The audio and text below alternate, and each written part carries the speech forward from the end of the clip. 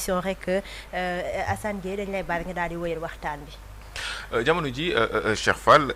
centrale syndicale yi syndicat de base yi ñëpp a ngi yëngu ñëpp a ngi kaas ñëpp a ngi ñaxtu par rapport ak pacte de stabilité sociale bi nga xamante ne signé woon nañ ko 1er mai de cette année 1er 2025 ak le premier ministre Ousmane Sonko. Aujourd'hui li ñuy ñaxtu moom mooy état respecté wul ay kàddoom si pacte boobu lan la état signé lu mu respecté wul. waa li mu respecté wul ñëpp gis nañ ko pacte bi mu nga xamante ni dañ ko signé pour la stabilité sociale dans ce pays nga xamante ni les secteurs d'activité du travail ñoo dans leur secteur ñoom ñëpp ku si nekk ak sa ministère waxtaan nga ak sa ministère ñu dajale tous les problèmes ñu dajale ko def ko tënk ko si benn këy centrale syndicale yëpp boole ko tënk ko pour au moins ñu may leen ñoom ñu temps ñu waxtaan xool nan la ñuy trouver des solutions mais jusqu'à présent mais nag il faut le dire ñun moom bu ñu yëngalee bërki démb fan yi avec le front bi nga xamante ne mooy taxawu liggéeyu Sénégal bi tey le premier ministre signé na décret bi ba suba demee incha allah rabbi dinañ teg le comité de pilotage. Comité de pilotage bi nga xam ne moom moo tax d'ailleurs il y a une semaine le président Bassirou Diomaye Faye woote woon nañu def évaluation si li nga xamante ne moom mooy pacte de stabilité sociale bi ni ki ëllëg donc comité boobu daanaka mën ngeen li ngeen doon ñaxtu daanaka am na. waaw li ñu doon ñaxtu am na parce que tamit xam nga l'État le gouvernement a son calendrier. ñun aussi ñun tamit les syndicalistes nous avons notre calendrier à côté ñun moom dañuy yëngal rek dañuy vraiment fexe ba nga xamante ni li nga xamante ni moom la liggéeykat yi di dund ñu mën a dem ci beneen condition boo xamante ni mooy favorable moo tax ñun moom saa yoo xasee ba tënk ak ñun rek dañ lay teg pression ba li nga xamante ni moom la ñu signé woon ñu mën ci aboutir donc comme ni mu ko waxee demain nos secrétaires généraux yi nga xamante ne ñoo ñuy représenté dans le comité ñoom incha allah rabi dinañ daje ak premier ministre ngoon pour ñu mën a trouver des points de sortie. objectif bu pacte bi moom moo doon am benn trêve sociale bu ñetti at jamono ji matul at sax coow li bëri est-ce que fi mu nekk ni centrale syndicale yi dañuy wéyal pression bi ngir loolu wéy wala fi mu nekk ni comme que teg nañ comité wala fas yéene nañ teg comité bi da ngeen dellu ginnaaw. waaw noonu deltu ginnaaw bi moom ci ay secteur la xam nga tey ñun boo jëlee man sama cas ñi nga xamante ne nous sommes dans les collectivités territoriales ñun suñu problème boo xoolee depuis un certain temps suñu ministère Balla Moussa Fofana il a écrit fexe na ba nga xamante ne am nañu un décret ba ñun 2 ans dañu ko doon grève xam nga boo xoolee collectivité territoriale métti woon na temps yi ñuy grève ci suñu côté ba tey yàlla dogal na un décret aussi génn na pour mën a revalorisation bi nga xam moom lañ doon xeex ñu mën ci jot donc côté boobu problème bi day daal di jeex mais dans les autres secteurs yi nga xamante ni am nañu ay difficultés ñooñu aussi dañuy continuer di nga xamante ni moom mooy seen ay activité ba solution mën a am aussi secteurs yi parce que les secteurs les ministères dédiés ñoom ñoo koy gérer ñoom bu ñu paree ñoom ñooy tënk lépp yéegal ko ci kaw au niveau du premier ministre bu yegg ci président de la République mais le combat continue dans les secteurs pour que dans l'ensemble la paix sociale bi nga xam moom la ñu soxla ñu mën ko am dans tous les secteurs d'activité. mais ministres yi nga xam ne ñoom ñoo yor secteurs yi est-ce que waxtaan mi ngi dox ci diggante ñoom ak syndicats yi wala ak centrale syndicale yi. waaw waxtaan day am parce que mooy li ma wax bu fekkee comme ñun nga xamante ni dans les collectivités territoriales ñun waxtaan bi moom le dialogue il est permanent le ministre il reçoit l'intersyndicale bi nga xamante ni moo jiite liggéeykat yi foofu noonu donc on est en train de discuter tout le temps mi ngi recueillir suñu ay kii parce que au début bi muy doog a ñëw il n'avait pas compris amoon na benn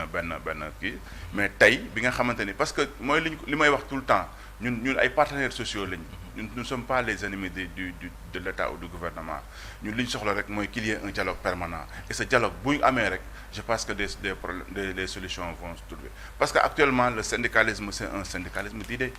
ñu loolu la ñu jàngal la ñëwee parce que le syndicalisme d'ancien bi nga xam ne moo fi nekkoon la yëngal la gësam et tout ça c'était un syndicalisme mais maintenant actuellement ñun bu ñu ñëwee on est formé dans une école on a eu des formations en négociation collective dans les termes de négociation le dialogue social et tout ça loolu dafa ñuy permettre bi nga xamante ne bu ñu toogee dans la table de négociation rek dinañ trouver ay solutions et je pense que loolu la ñu nekk di def te mi ngi commencé am ses fruits. est-ce que disparité bi ci point de vue syndicat yi du indi problème yow déjà position bi moom mooy dialogue dafa war a am mais yenn centrale wala yenn syndicat de base la ñuy wax moom mooy dialogue yi tuñ application lañu bëgg.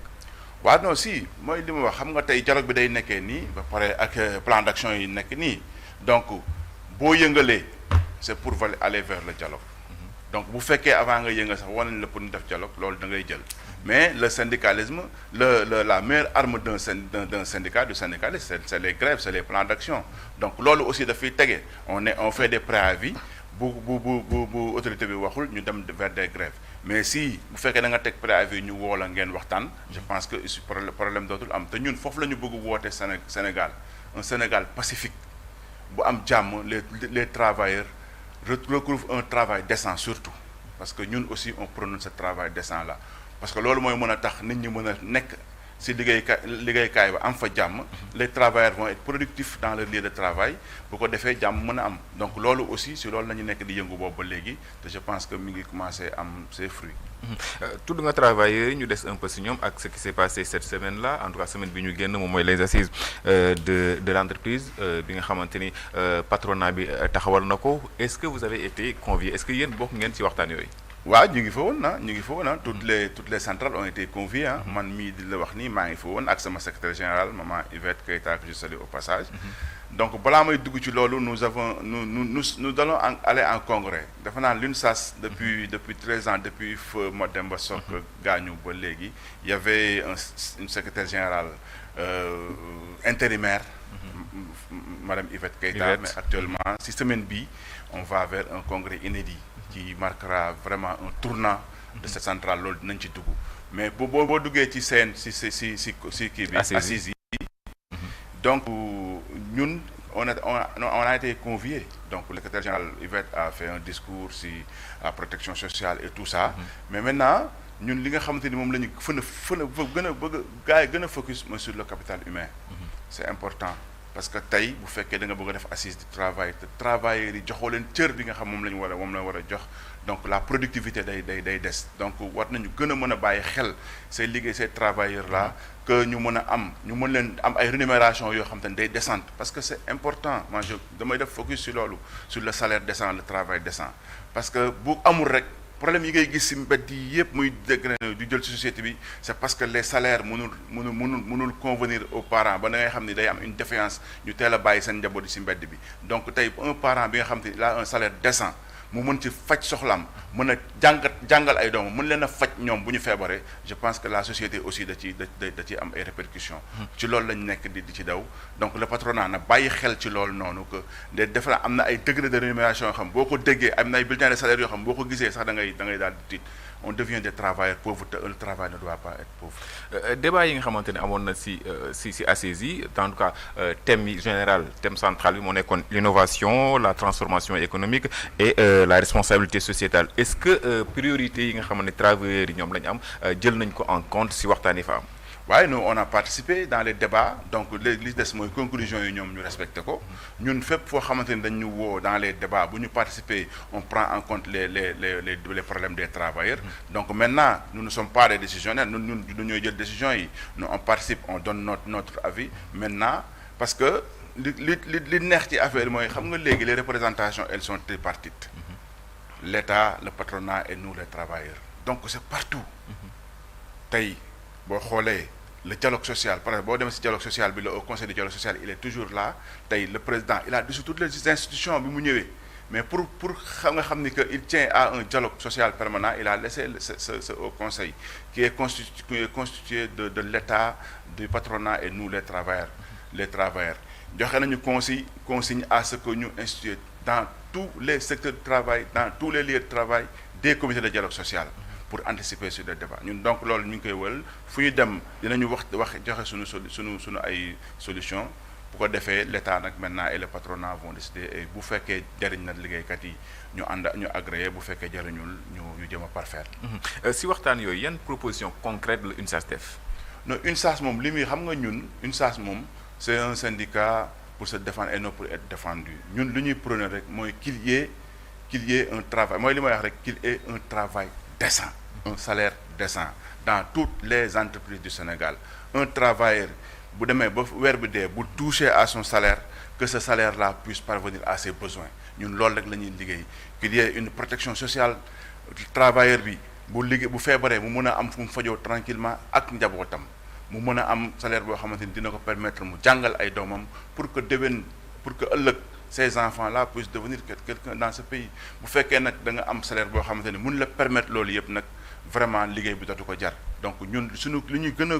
proposer rek mooy si loolu noonu cette paix sociale là, ces salaires décents. Est-ce que seen xel dal na si acceptation wala en tout cas mise en œuvre de ces propositions là. suñu xel bi ngi dal mooy li ma waxee sànq dans les collectivités ñun tey augmentation seen diggante ak patronat bi lay wax. non mais c'est pour vrai. l'État Non, c'est huilé. Non dafay parce que dans toutes les représentations on est toujours là présent fu ñu dem rek le patronat est là, nous les travailleurs nous sommes là et l'État est là. Donc loolu mooy wane ni que ce dialogue il est là. Cette confiance là dafay gën a dafay tax Sénégal mën a jëm kanam te on se cache pas les trucs fekkee lii mënul nekk ñoom dañuy wax lii mënul nekk et si ñun travailleurs on propose li nga xamante ne l'État il est là, il tranche, il arbitre. Donc c'est ça comme ça, c'est loolu mooy la nouvelle vision de ce syndicalisme là. Donc loolu mooy am cette confiance là dafa war a demeurer, waruñu di xoolante comme des chiens de faïence. Non, warul nekk. Nous ne sommes pas des ennemis, nous sommes des partenaires. Et kii des partenaires di passante dañu war a bu fekkee football la tey su ma nekkee sapant dañuy passante. Donc on doit se passer les idées su ko defee solution mun a am parce que on est là pour trouver des solutions mais pas pour faire la guerre. Cheikh Fall bokk ci bureau exécutif national bu UNSAS du Union nationale des syndicats autonomes du Sénégal nekk suñu gan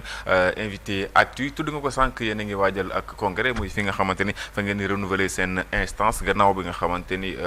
ki ko jiite woon dem si yàlla Mademba Sock dëddu na àdduna ak Yvette daal di koy remplacer boobu ak léegi congrès bi kañ la ak naka lay demee. Congrès bi daanaka tàmbali nañu donc demain normalement les jeunes seront en conclave pour faire ñoom aussi une conférence nationale des jeunes sur le thème rôle et place des jeunes dans les instances de décision. Il y a les dames aussi qui feront leur partition aussi les 22 et 23 et le jour J le grand bal donc ñu ngi koy tëgg le 24 au King Fahd Palace donc sur le thème repenser l'autonomie syndicale dans l'unité et la solidarité. Donc ñu ci ñaan ñu aller vers un consensus parce que comme ni mu ko waxee ci annonce yi wuutu Mademba Sock dafa xaw a compliqué dafa xaw a métti parce que li mu jaar-jaaram moo tax enjeu yi actuellement nii ñi ko bëgg a wuutu ku si nekk yaa ngi def ay kii donc mais ñun ñi ngi leen di ñaan pour ñu dem vers un consensus ñu waxtaan parce que nous sommes plus de 60 syndicats yoo xam ne ñoo affiliés dans cette centrale. Nous ne sommes pas une centrale bu ndaw on est la deuxième centrale derrière la CNTS tey cette centrale là bu fekkee dafay renouveler tey li ma doon jaaxal sax mooy ñu ne dañuy renouveler kenn ne bëgguma mais tey y a des gens yi nga xam ne dañuy taxaw ku si nekk ne bëgg naa remplacer Mademba Sock tey enjeu yi bëri na dis na mais nous leur appelons à ce que ñu wàccee bal bi ñu dépassionner les débats ñu dem vers un congrès consensuel pacifique nga xamante ni les travailleurs ñoo siy gagné mais pas ay guéguerre entre les secrétaires généraux ku si nekk ne man maa bëgg a diriger affaire bi il y aura qu'un seul secrétaire général à la sortie de ce congrès il y aura des adjoints il y aura d'autres postes il faut que les gens ñu xam ni que affaire bi benn nit moo ko war a jiite après def une équipe ñu derrière cette personne là ñu mën a teg une autonomie syndicale. Mais est-ce que ce n'est pas une bonne nouvelle bu fekkee candidat yi dañoo bëri. loolu laa wax sax li ma doon jaaxal mooy kañ ñu ne dañuy kii rek gars yi ne ma mais tey guéguerre bi nga xamante ni moo nekk si biir ba ku si nekk bëggu dëgëral taxaw camper sur une position ne bu kii du ma jiite parce que mooy li ma sama papa doon wax rek naan du warul nekk yow man la war a nekk foo gis si àdduna tey fi ma toog nii am na ñu naan non chaque fois warul dem foofu man maa war a dem yow Assane fi nga toog waa journaliste warul nekk moom man la war a nekk soxna si la même chose. Donc àdduna bi moo tëddee noonu ku si nekk da ngay bëgg a diriger mais am na ñoo xam te ni tamit ils ne sont pas vraiment dañu war a xam seen responsabilité ku nekk xam fi nga war a yem je pense que c'est des équipes mooy diriger. Équipe ces centrales là def nañ seen rôle ba pare mais il faut qu'une personne responsable un rassembleur ki nga xamante ni moo mën a rassembler tous les travailleurs ñun ñëpp ñu suivre je pense que loolu laay woote. mais côté boobu aussi bëgg naa la interpeller par rapport ak seen durée mandat yi aussi. est-ce que loolu définir ngeen ko maanaam tey jii bu fekkente ne fal ngeen secrétaire général bu bees. est-ce que dafa am mandat boo xam ne ni benn yoon la renouvelable benn yoon wala aussi dafa nekk benn mandat illimité la parce que actuellement li nga xam ne les gars yi déploré si ñi nga xam ne jiite centrale syndicale yi. mooy da nga ciy gis nit koo xam ne daanaka moom dafa jóge moom. maanaam bu fa xasee ba nekk loolu titre foncier la ci moom. moo daloon Mademba Sock yàlla na ko yàlla yërëm. daal fi aussi ñu ngi fi tudd sànq waa CNTS. waa CSA waaw. non mais xam nga tey par la force des choses la nature affaire bi moom par force day changer gis nga tey ce régime là li fi changement bu mu indi parce que dans le temps instant yi dans toutes les organisations du monde du Sénégal sax laa bëgg a wax changement moom day am tout le temps maintenant c'est au fil du temps instant yi nii avant d'aller au congrès on a revisité les textes bu ñu revisité textes yi wax nañu ci durée mandat yi on a discuté on a un mandat de 3 ans renouvelable donc une seule fois donc loolu moo am à la CSA ñoom tey ils ont l'habitude de changer donc exemple la ci ñun parce que c'est des centrales que nous fréquentons ñun ñëpp ñoo bokk mbir bi parce que nous tous nous avons appris à la même école donc loolu aussi tey au niveau de l'UNSAS loolu la ñu bëgg tey mu am chaque jour muy am ay change parce que foo xamante ni ay entités yu bëri ñoo ko bokk bu ko kenn nit buggee jiite rek bëgg fa éterniser wu rek problème day am manque de démocratie day am mais à chaque fois bu ñuy renouveler ñuy changer et les secrétaires généraux vont changer dinañ xam ni que là c'est une entité démocratique et le climat va passer ñu jëm ci jàmm donc loolu li nga wax ni vraiment kii doyen c'est important. Pour terminer peut-être ak code des investissements bi nga xamante ni changé nañ ko modifié nañ ko apporter ci des innovations moderniser ko pour environnement économique bi gën a daal di en cas ubbeeku mais ñenn ci patronat li ñu doon wax moom mooy li leen jaaxal mooy yemale bi ñu leen yemale ak ñuy jéggaani maanaam les entreprises étrangères est-ce que loolu da am impact sur la qualité et aussi le maintien des emplois. Non loolu du parce que tamit xam nga une concurrence dafa war a am mais une concurrence loyale mais pas déloyale tey mënuñu tere les entreprises les multinationales ñu ñëw implanté wu dans les pays non loolu c'est impossible. coow li mooy tolloole leen ak Sénégalais. non kenn du leen tolloole bi c'est kii rek c'est entre guillemets mais il faut ñu xool aussi ku ci nekk sa capacité d'investissement fan la toll. xam nga aussi bu ñu la joxee nga nekk un investisseur sénégalais aussi il faut que nga remplir les cahiers de charges ñu mën a xam aussi les investisseurs étrangers aussi ñu xool aussi lan la ñu mën mais aussi mu bañ a am parti pris rek ñu mën a xam ku ci nekk li nga mën ñu jox la ko pour parce que ñun li ñu soxla rek mooy ci suuf mu mën a am ay débauchés d'emploi les travailleurs les sénégalais mën ci gis seen bopp mën a liggéey mën a yóbbu seen kër mën a jariñ seen bopp loolu moo ci am solo. waaw ñu bàyyi la nga dee tàggatoo ak moom waaw. Peut-être donc terminer avec cette question Cheikh Fall fi mu nekk nii révision daanaka discussion yi tàmbaliwaat na wala dina tàmbaliwaat ni ki ëllëg entre le gouvernement ak centrales syndicales yi yan actes ngeen mën a teg pour imposer aujourd'hui l'application au-delà de ces négociations là tey parce que defoon nañ ko mois de mai waxtaan signé mais ba tey ji daanaka signature yi amul application. waaw xam nga ñun position bu ñu nekk ñun amuñu ay moyens contraignants pour contraindre l'État à ce que li nga ñuy wax da nga koy def par force ñun suñu arme mooy grève rek ñun boo ñu waxee defoo ñu def suñu préavis bu discussion yi génn ñu dem ñu banque suñuy loxo loolu la donc mais tey dañu bëgg innover gis nga tey nous sommes en face des syndicalistes tey ceux qui dirigent ce Sénégal là ce pays là c'est des syndicalistes je pense qu'ils ont cette écoute là ils ont cette oreille syndicale là tey ils comprennent ce que c'est les revendications je pense que c'est important moo tax tey bu ñu xawee yëngu rek nga gis leen ñu gaawantu teg parce que ils comprennent je pense que nous ne sommes pas devant des gens yoo xamante ni ils ignorent le climat et j'espère que dinañu am des issues très heureuses d'ici un très bon bout de temps. Cheikh Fall bokk ci bureau exécutif national bu UNSAS Union nationale des syndicats autonomes du Sénégal nekkoon suñu gan ci invité Actu Cheikh ñu ngi lay sant. maa ngi leen di sant di leen gërëm di ñaan yàlla defal ñu jàmm rek ci congrès bi ñu ngi leen di invité yéen ñëpp ngeen ñëw fekkee ko dafa war a nekk un moment solennel d'ambiance de fête bu ñu paree ci loolu nag on va vers un symposium pour honorer la mémoire de feu Mademba Sock. merci beaucoup Assane Gueye merci beaucoup Cheikh Fall kon nag léegi ñu daal di dem seeti suñu sponsor yi daal di ñëwaat ci plateau bi.